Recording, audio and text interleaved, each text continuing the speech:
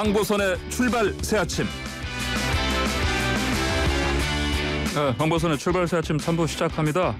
방금 2부에서 여의도 중계석 정말 두 분 열띤 토론 이어가다가 저희 편성시간 제한 때문에 좀 어쩔 수 없이 마무리를 했습니다. 두 분 인사도 못 드렸는데 서른 더불어민주당 의원, 홍문표 국민의힘 의원이 함께 토론 벌이셨습니다. 3부 코너는요. 이번에는 사건 그건 이렇습니다. 코너입니다. 전직 서울시장 비서실 직원의 동료 성폭행 혐의에 대한 재판 결과가 어제 나왔죠. 21대 총선 전날인 지난해 4월 14일 동료 직원을 성폭행한 혐의로 이 공무원 1심에서 징역 3년 6개월 선고받고 법정 구속됐습니다. 그런데 이 재판 어제 그 선고 공판 과정에서 피해자가 고 박원순 전 서울시장을 그 성추행 혐의로 고발한 당사자임이 알려졌고요. 또 이 박 전 시장 성추행 의혹에 대한 법원의 판단이 또 나왔습니다. 그래서 이와 관련해서 박성배 변호사 그리고 백기종 평론가와 함께 이 사항 좀 자세히 알아보겠습니다. 백 평론가님 안녕하십니까? 네, 안녕하십니까? 예, 그리고 박성배 변호사님 안녕하십니까? 네, 안녕하십니까? 예, 먼저 우선 백 평론가님 전 서울시장 비서 성폭행 그 피해 사건 간략하게 좀 설명 좀 해주십시오. 네. 그러니까 앞에 황보선 그 진행자께서 말씀하셨지만 2020년 4월 달이죠. 이게 21대 총선 전날인데 저녁에 이제 그 서울시 비서실 직원이랑 동료 직원들이 회식을 하자라고 해서 회식 장소로 이 피해 여 직원을 부릅니다. 이렇게 돼가지고 이 직원 남자 직원은 그 지금 40대로 알려져 있는데 박원순 시장의 의전을 담당하는 직원이었어요. 당일 이제 동료 직원들하고 회식을 하면서 이제 술을 먹은 상태였는데 동료 여성 그러니까 피해 여성이죠. 이분이 상당히 술이 많이 취한 상태가 됐습니다. 그랬는데 통상적으로 업무적으로 같이 업무도 논하고 의존도 같이 하고 여러 가지 그 업무적인 의논을 하는 그런 신뢰 관계에 있었던 사람이 이 여성이 동료 여 직원이 만취한 상태가 된다라고 했을 땐 기가 조치를 하거나 이런 조치를 취해야 됨에도 불구하고 인근에 있는 모텔로 데려갑니다. 그래서 모텔로 데려가서 상당히 심신이 미약한 상태라고 보면 되겠죠. 술 취한 상태니까. 한거불능 상태인 이 여성을 상대로 사실은 중간간으로 이제 중간간 치상으로 기소가 됐는데 결국은 간음을 합니다. 성폭행을 하죠. 이렇게 됐는데 이 피해자가 다음 날 바로 이 정신을 차리고 난 이후에 피해 상황을 알고 수사기관에 고소장을 제출하는 거죠. 그렇게 돼서 재판이 쭉 불구속 상태로 진행이 됐어요.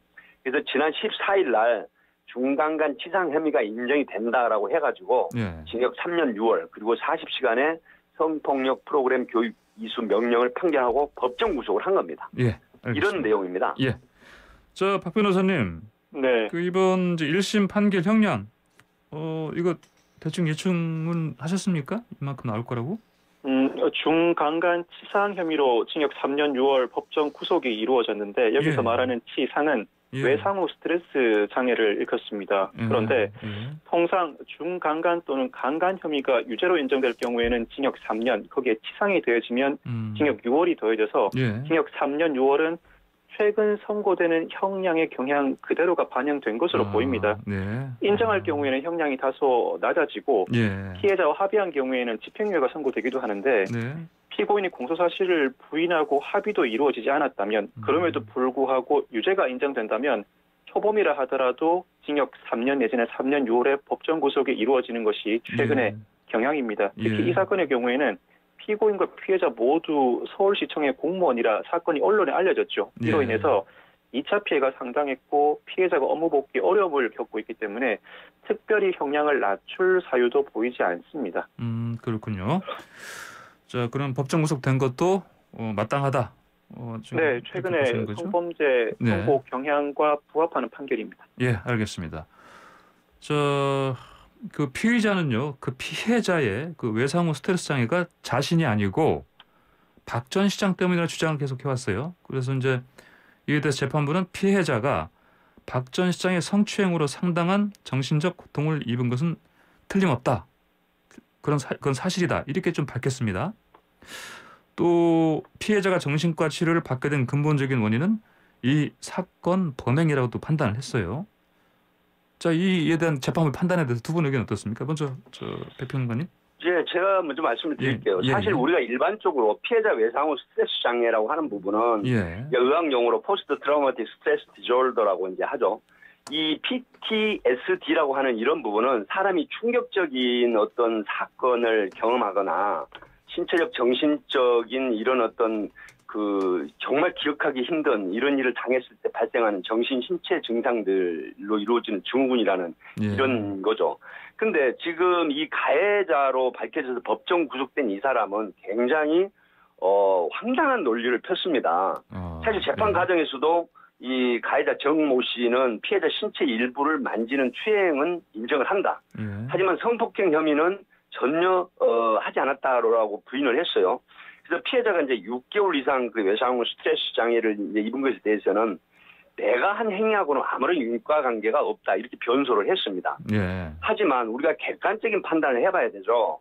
같은 동료 직원으로 상당 기간 동안 신뢰관계였던 이런 신뢰관계가 형성이 된 사람이 술 먹은 상태의 동료를 안전하게 보호하거나 기가 조치를 못할 망정 이 숙박업소로 데려가서 심신미약 상태를 이용해가지고 본인의 어떤 야욕, 성욕 이런 거를 통해서 성폭행을 했다는 잘못했다는 이런 인지 개념이나 인식이 전혀 없다는 얘기죠. 그러니까 결국은 허구적 변명만 늘어놓는 것인데 더군다나 비판받아 마땅한 건 본인이 모셨던 박원순 전 시장의 의전을 담당했던 그 비서 역할을 했던 사람이 이분이 이제 극단적인 선택을 하고 사망한 이후에 이 박원순 시장으로 인해서 일어난 이 외상 후 스트레스 장애지 내가 한 행위에 대해서 일어난 사실은 없다. 이렇게 지금 얘기를 하고 소위 말하는 변소를 하는 건데 항변하는 건데 이거는 보면은 피해자에게 어떤 인간의 본성을 근본서부터 불신하게 만들어버리고 자신도 반성하지 못하고 또 정말 화가 나는 건 가벼운 처벌을 받겠다는 극단적인 이기적 심리란 말이죠. 결국은 자신의 상사한테 모든 잘못을 떠넘기는 이런 것은 정말로 황당한 개념 없는 정말 그런 어떤 극단적인 인식이다 이런 생각이 듭니다. 예, 아마 말씀하신 것처럼 아무래도 검찰에서도 이제 징역을 8년 구형했지 않습니까? 그렇죠?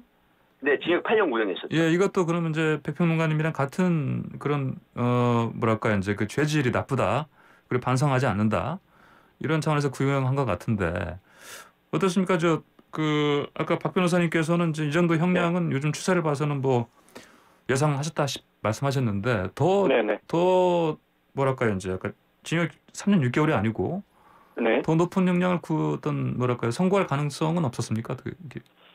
이 사건의 경우에 이 피고인이 전과는 없는 것으로 나와 있습니다. 전과는 없네요. 공정 전과가 없는 상태에서 중간간치상의 징역 3년 6월은 적절한 형량으로 보이고 현재까지의 양형 기준에 비추어 보아도 실무상 재판부의 판결 선고 경향에 비추어 보아도 이보다 높은 형량이 선고될 가능성은 다소 낮아 보이긴 합니다.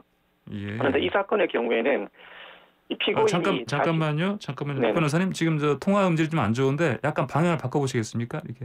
죄송합니다. 말씀해 보십시오. 이 사건의 경우에는 피고인이 자신이 아니라 박 전 시장으로 인해서 피해자가 외상 후 스트레스 장애를 겪게 된 것이다라고 주장을 하고 있죠. 그런데 피해자가 외상 후 스트레스 장애를 겪게 된 근본적인 원인이 어디에 있는지는 사건의 경위나 피해자의 진술뿐만 아니라 병원 상담 기록과 심리평가 보고서도 그 근본 자료로 조사를 해 나갑니다. 실제로 이 사건에서 피해자는 범행 이후에 병원에서 상담을 받은 바가 있고 수사 단계 또 재판 단계에서 피해자의 상태를 확인하고 그 피해자 지원 여부를 가리기 위해서 심리평가도 진행을 해 나가는데 이 두 자료를 통해서 재판부가 판단할 때는 박 전 시장보다는 오랫동안 신뢰해왔던 피고인으로부터 피해를 입은 데 대해서 배신감과 수치심이 상당히 많이 들었던 점이 인정된다는 혐의로 이 사건의 외상 후 스트레스 장애는 피고인의 행위로 인한 것이다라고 판단을 합니다. 즉 나름대로 단순 피해자의 주장이 아니라 그동안의 객관적인 증거 자료, 굳이 거짓말을 할 필요가 없는 피해자가 심리평가 과정에서 진술하게 진술했던 그 내용을 바탕으로 판단했기 때문에 이 혐의도 벗어나기는 어렵지 않을까 싶습니다. 알겠습니다. 박 변호사님 지금 통화 음질이 안 좋아 잠깐 전화를 좀 끊었다 다시 한번 연결을 할게요. 예. 그리고 자 다음 질문 드리겠습니다. 일단 백평론가님 네네. 자 재판부 설명을 보면 피해자가 고 박원순 전 서울시장으로부터 성추행 당한 사실 네. 인정한 것으로 좀 보입니다. 그렇죠? 네, 이게 이제 그 피해자가 동료 직원의 성폭행 발생 사건 이후에 이제 이분이 지난해 5월부터 정신과 상담 약물 치료를 받은 걸로 지금 알려지고 있습니다. 예. 그래서 이제 작년 11월까지 계속 치료를 받았던 이런 부분들을 이제 그 진술을 했던 게 이제 그 공소장이라든가 재판부에 다 밝혀졌는데요. 예. 이 병원 진술 내용을 참고해서 보면 작년 5월, 2020년 5월부터 박 전 시장의 성추행 사실을 사실 자기가 경험치에 대한 진술을 하기 시작했어요. 예. 근데 주요 피해 사실이 뭐냐면 박원순 전 시장 밑에서 일한 지 1년 6개월 정도 되는 때부터 성희롱격의 야한 문자 이런 게 오기 시작을 했고요. 그다음에 속옷 차림의 사진을 전송을 합니다. 또 뭐 그 냄새를 맡고 싶다. 이제 냄새를 맡고 싶다라고 하는 부분은 여러 가지 그 추측이 되지만 소위 말하면 그 피해 여성 그 비서실 직원의 뭐 살결이라든가 이런 걸 연상시키는 형태로 냄새를 맡고 싶다. 그리고 이제 너의 사진을 좀 보내달라. 이런 이제 문자 요구를 받았다라고 진술이 돼 있어요. 그리고 19년 1월경에 이런 걸 이제 하소연을 해서 타 부서로 이동을 합니다. 그런데 2019년 2월 달에 너가 남자를 너무 모르니 내가 좀 알려주겠다. 이런 또 섹스를 알려주겠다. 이런 성관계식의 이야기를 여러 차례 했다는 식의 진술이 이제 되고 있습니다. 근데 이걸 법정에서 재판부에서 인정을 한 거예요. 그래서 피해자의 정신적 피해가 크다. 그래서 박 시장의 성범죄를 인정을 하는 판시를 한 것인데 예. 사실 그 피해자 쪽 김재련 변호사 쪽에서는 경찰이 작년 12월 달에 박원순 시장이 7월 달에 극단적인 선택을 했잖아요. 그래서 예. 쭉 TF팀을 만들어서 수사를 했는데 12월 달에 피의자가 사망을 하면 공소권 없음 불기소 의견으로 송치를 합니다. 예. 그리고 이제 그 그러니까 피의자의 인권이라든가 이런 것 때문에 수사 내용을 발표할 수 없다라고 해서 굉장히 그 뭐 여성 단체라든가 사회적으로 좀 비판을 많이 받았었는데 예. 법정에서 재판관이 이런 얘기를 해주니까 너무 피해자에 대한 위로라든가 여러 가지 측면에서 긍정적이다 하고 환영을 하는 이런 내용도 있었죠. 예, 그렇군요. 박 변호사님 전화 연결 다시 됐습니까? 네네. 예. 지금 음질 괜찮네요. 네. 박 변호사님 의견은 좀 어떻습니까? 아이러니하게도 예. 박 전 시장에 대해서는 사망으로 인해 성범죄 공소권 없음을 처분을 할 수밖에 없는데 예. 전 서울시장 비서실 직원이 이 피해자의 외상후 스트레스 장애는 자신 때문이 아니라 박 전 시장의 지속적인 성추행 때문이라고 주장을 하니까 예. 재판부 입장에서는 박 전 시장의 성추행 여부를 판단할 수밖에 없는 상황에 이르렀습니다. 예. 결국 박 전 시장의 성추행을 전제사실로 적시하면서 향후 검찰 수사에도 일정 부분 영향을 미치게 되는 상황에 이르렀습니다. 예. 검찰은 박 전 시장 참모들의 방조 혐의에 대해서 수사를 진행해 나가고 있죠. 예. 이 검찰은 자체적으로도 수사를 진행해 나가겠지만 이 판결 그리고 이 판결의 근거가 된 자료들 그리고 이 사건에서 피고인의 주장과 피고인이 제출하는 증거도 아마 박 전 시장 참모들 공범 수사의 중요한 참고 자료로 활용할 것으로 보이고 예. 말씀드렸던 것처럼 박 전 시장 참모들은 이 방조 혐의에 대해서 자신들이 적극적으로 진술을 하지 않고 있는데 일부에서는 아마 적극적인 진술이 나온 상황이기 때문에 경찰의 결론과 달리 나올 가능성이 조금 더 높아졌다고 평가할 수 있을 것 같습니다. 그렇군요. 예, 알겠습니다. 자, 이렇게 뭐 고위공직자 정치인 성추문 계속되고 있고 얼마 전에는 그 김병욱 국민의힘 의원이 이제 성폭행 의혹을 이제 어느 한 유튜브 방송에서 제기하니까 바로 탈당을 했습니다. 근데 이제 물론 그 이후에 김 의원은 뭐 절대 전혀 아니다라고 분명히 얘기를 했고 그다음에 이제 피해자로 지목됐던 분도 그런 일이 없다 이런 얘기를 하긴 했습니다만 자 끊이지 않고 지금 뭐 이런 성범죄 뭐 정치권 뭐 고위공직자 관련해서 나오고 있습니다. 왜 이렇게 자꾸 이쪽에서만 이렇게 나오는 겁니까? 여기서만 이런 게 발생하는 겁니까? 어떻게 봐야 되겠습니까? 제가 좀 말씀을 드리면요. 예. 사실 그 굉장히 큰 사건이 있었죠. 그 안희정 충남지사가 그 이제 김모 씨하고의 그 비서였죠. 수행비서. 예. 그 관계에서 사실 이게 이제 그 소가 제기되면서 1심에서는 어떻게 됐어요? 무죄를 받은 상태였잖아요. 예. 근데 항소심에서는 뭐가 됐습니까? 성인지 감수성이 그 적용이 되면서 3년 6월에 징역형을 선고받아서 이제 구속이 됐었던 건데요. 예. 사실은 일부에서 얘기하는 어떤 그 특권의식 계층, 소위 말하는 매너즘 빠지고 상대방을 존중도가 희박한 이런 부분들인데 이 성별 간의 불균형 형태를 이해하지 못하는 이런 지식을 또 갖지 못하는 이런 게 있고요. 일상생활 속에서 사실 성차별적 요소를 감지해내는 어떤 민감성 이런 부분들이 굉장히 약하다고 봅니다. 왜 그러냐면 특권의식을 가지고 있는 사람은 내가 주변에 있는 사람들에게 상당한 대우를 받습니다. 예. 그렇기 때문에 뭐 경제계 사실은 CEO라든가 어떤 권력형 자리에 있는 이런 분들이 이 성인지 감수성이 굉장히 취약하다고 보는 거거든요. 예. 결국은 그 성역에 대한 범죄가 일어나는 반론은 뭐냐. 인식의 허구성이거든요. 나는 이렇게 해도 된다라는 이런 생각. 그다음에 여성이라든가 소위 그 약자로 보이는 상대방에 대한 존중도가 굉장히 미약하고 희박하다. 이런 의식이 결국은 행동으로 이어져 가지고 이런 성범죄를 하게 되는데 사실 저는 딱 잘라서 말씀드리면 제발 좀 그런 이치에 있는 분들이 성인지 감수성에 대한 그런 인식을 좀 강하게 가졌으면 하는 그런 바람이 있습니다. 예, 박 변호사님도 의견 좀 주십시오. 왜 이런 일이 자꾸 이쪽에서 벌어지는지. 예. 고위공직자는 상대방을 통제할 수 있다는 그릇된 인식을 가지고 있는 경우가 많은 것 같습니다. 그렇지만 우리나라에서 미투 운동이 확산된 이후에 성범죄 신고에 대한 심리적 부담이 상대적으로 낮아졌습니다. 예전과 달리 신고가 활발하게 이루어지는 경향이 이어지고 있다는 것이죠. 거기다가 성인지 감수성, 전형적인 피해자의 태도란 없다. 생계를 이어나가기 위해서는 성범죄 피해를 당한 이후에도 그 이전과 다름없는 말과 행동을 할 수밖에 없다는 이 성인지 감수성이 대법원 판결로 확립이 됩니다. 그런데 이러한 성인지 감수성 대법원 판결이 확립됨에도 불구하고 피해자가 이전과 다를 바 없는 말과 행동을 하네? 결국 나의 행동에는 문제가 없네?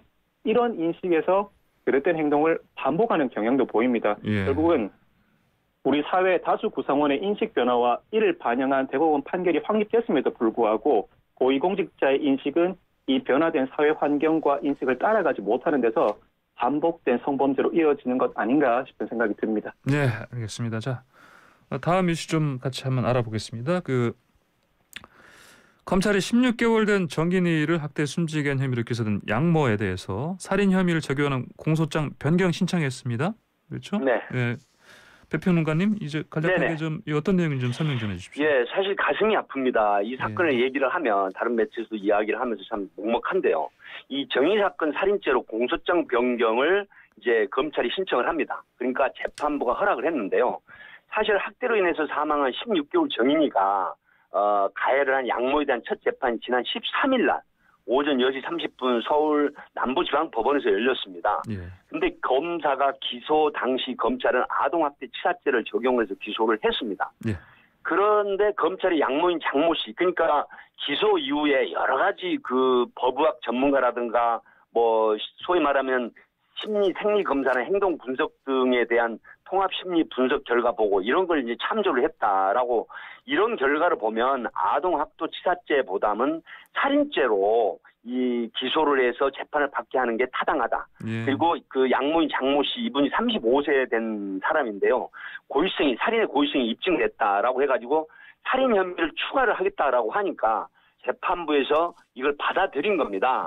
그러니까 검찰이 살인죄로 공소장 변경을 하겠다는 근거가 뭐냐면 법의학자들에게서 받은 살인의 의도가 있다. 소위 말하면 정인이가 사망할 가능성을 인지했다라고 하는 유명 결과라고 하는 건데 이런 게 앞에서 제가 말씀드린 그런 것들에서 나왔는데 제가 여기서 잠깐 좀 소개를 할 건 뭐냐면요. 사실은 그 사망 당일날 구체적 학대 행동 내용이 저는 이걸 보고 정말 너무 분개를 했는데 정인이가 밥을 먹지 않습니다. 그러니까 화가 난 양모, 35세 된 양모가 입양한 엄마죠. 정인이의 양팔을 잡아 흔들다가 이게 탈골이 됩니다. 그러니까 아이를 넘어뜨리고 16개월짜리 아이 배를 발길로 여러 차례 짓밟아 버리고 그다음에 상당한 기간 3개월, 4개월, 수개월 동안 학대 행위로 인해서 이제 약해질 대로 약해진 정인이가 그런 학대를 하면 사망할 걸 충분히 인식을 했다라고 보는 거예요. 그럼에도 불구하고 이런 가학적이고 잔혹한 행동을 했다라고 해서 미필적 고의한 살인죄가 인정이 된다라고 해서 살인죄를 적용한 것입니다. 예, 그렇군요. 자, 황무선의 출발새 아침 지금 진행하는 코너는요. 그건 이렇습니다.입니다. 백기정 평론가와 박승배 변호사와 함께 토론하고 있습니다. 방송 들으시면서 의견 주신 분들은 샵 0945번 50원 유료 문자로 주시기 바랍니다. 유튜브로도 저희 보이는 라디오 함께 할 수 있습니다. 자, 그러면 박 변호사님. 네네. 이런 그 이제 조사 과정이나 아니면 재판 과정에서 다른 혐의를 적용한 사례 종종 있었습니까? 이게 이번에 보니까 또 뭐 주의적 공소사실 이런 또 용어가 나왔는데 이것도 설명 좀 부탁드리고요.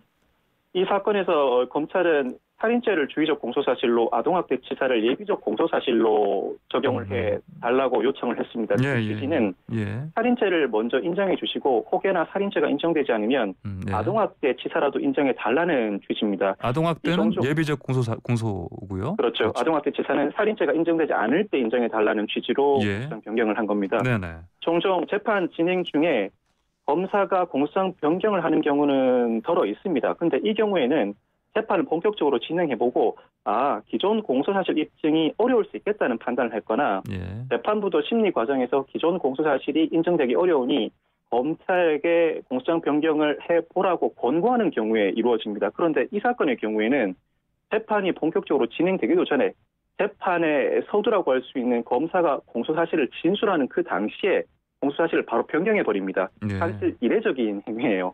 결국은 이 들끓는 국민적인 여론과 이 기소를 한 이후에 사실 검사는 10일 내지는 20일의 구속기간이라는 수사기간 제한이 있습니다. 일단 기소를 해준 상태였지만 추가로 수사를 이어나가는 과정에서 의료계가 적극적으로 그 의견을 편출했죠. 그리고 여론과 의료계의 의견을 재빨리 받아들여서 검찰이 재판 시작부터 공소장 변경을 한 이례적인 상황이 연출됐다고 평가하시면 될 것 같습니다. 예, 알겠습니다. 자, 이제 검찰은 그 사망 원인으로 복부에 가해진 그 외력에 인한 췌장 파열을 지목했고요. 근데 이제 양모가 사망할 가능성을 알면서도 멈추지 않았다. 미필적 고의한 살인. 이거로 사실은 이제 지금 그 주의적 공소 사실을 올린 것 같은데 이런 판단에 어떤 요소들이 고려됐다 이렇게 볼 수 있겠습니까, 백 변호사님? 예, 제가 조금 소개를 드리면요. 정인이의 췌장 파열이라는 이런 보도가 많이 됐잖아요. 정인이의 그 소위 말하면은 CT 컴퓨터 단층 촬영이나 X선 검사 결과가 이제 나와가지고 췌장 파열이 됐다는 게 이제 입증이 되고 뭐 부검 결과에도 나왔는데요. 사실 제가 소개를 좀 드리고 싶은 건 이대 목동병원 응급학과 그 임상조 교수가 언론에다가 그 제기한 말입니다. 작년 10월 13일 날 정인이가 이제 이대 목동병원 응급학과로 실려왔을 때 그 마지막 모습에 대한 언급이 있었는데요. 교통사고를 당하거나 높은 곳에서 추락하지 않는 이상 이 정인이가 일상생활을 하다가 복부 깊은 곳에 있는 췌장이 절단되는 일은 생길 수 없다. 사실 생후 492일이고요. 입양된 지 254일째인데 이 아이가 구급차가 아닌 택시 타고 실려왔을 때 딱 보니까 배가 너무 불러 올라왔고 창백해서 원래 선천적 질환이 있는 줄 알았답니다. 근데 내용은 안에 이제 들어가서 진단을 하고 치료 과정에 그 심폐소생술을 뭐 3번씩 해서 심정지가 결국 돼서 사망을 했는데요. 이 장이 터져가지고 복부에서 피와 염증이 가득 차서 부어오르는 걸 알고 경악을 했다. 너무 천사처럼 이쁜 아이가 온몸을 맞아서 온통 피멍으로 뒤덮여 있었다. 그리고요. 갈비뼈 16개월짜리 아이입니다. 이게 부러진 것도 여러 군데 있었다.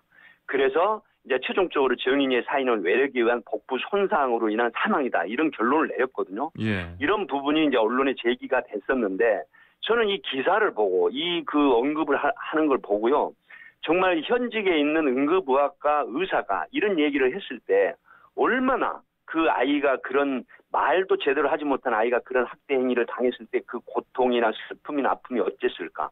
정말 꽃으로도 때리지 말라는 이 16개월짜리 여아를 이런 식으로 사망하도록 이렇게 했다는 거는 학대행위를 했다는 거는 정말 악마가 아닌 다음에 과연 이런 일이 있을 수 있을까 하는 그런 부분에 있어서 소개를 드리는 겁니다. 박 변호사님, 이제 아까 말씀드린 이제 검찰이 이 공소장에 그 기재한 주된 범죄 사실, 그러니까 주의적 공소 사실, 그러니까 살인죄가 적용이 되면 양형이 어떤 차이가 있습니까? 살인죄와 아동학대치사죄는 법정형에는 큰 차이가 없습니다. 살인죄가 사형 무기 또는 5년 이상의 징역이고 아동학대치사죄가 무기 또는 5년 이상의 징역입니다. 사형만 제외하면 법정형에서는 동일하죠. 그렇지만 양형 기준상으로는 큰 차이가 있습니다.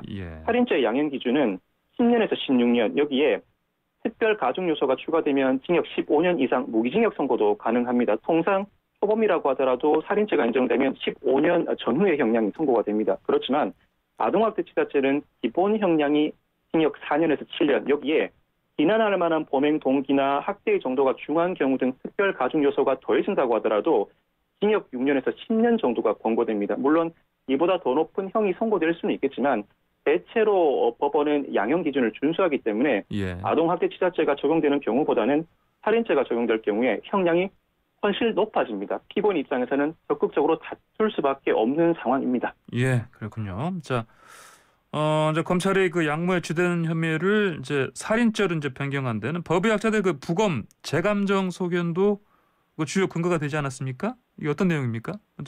백 평론가님? 예. 그 부검 결과라는 게 뭐냐면은 아이의 그 췌장뿐만 아니라 소장, 대장이 뭐 절단되는 형태 이제 이런 건데 사실 교통사고로 인한 추돌이 났을 때 강력한 그 속도 굉장히 그 과속으로 인한 속도가 났을 때 이제 일어나는 형태의 그 신체 상해 이런 부분들이 아주 그 디테일하게 그렇게 이제 부검 결과서에 나왔기 때문에 이런 정도라고 하면 상대적으로 이 그 지금 피의자 쪽에서 어떻게 피고인 쪽에서 주장을 했느냐면요. 아이를 안고 있다가 떨어뜨렸다. 그리고 아이가 걸음마를 배우면서 걸어 다니다가 넘어지는 상태에서 이 상처를 입었다라고 이렇게 지금 변소를 했거든요. 이런 항변을 했는데 이게 법의학 측면에서 부검 결과로 보면 이것은 외력에 의한 중증으로 인한 사망 이런 결과가 나왔습니다. 그래서 16개월짜리 아이에게 대해서 외력이 아주 강력하게 이루어진 형태의 이 상해다, 상처다. 그리고 소장, 대장, 췌장이 절단이다. 이런 형태가 이제 그 인증이 됐기 때문에 이런 부분으로 인해서 결국 살인죄를 기소할 수 있는 단초나 근거가 됐다. 이렇게 보는 겁니다. 예, 알겠습니다. 자, 사건 실체를 깊게 들여다보는 사건 인법. 오늘 두 분 말씀 여기까지 듣겠습니다. 감사합니다. 네, 감사합니다. 네, 박성배 변호사, 백규정 평론가와 함께했습니다.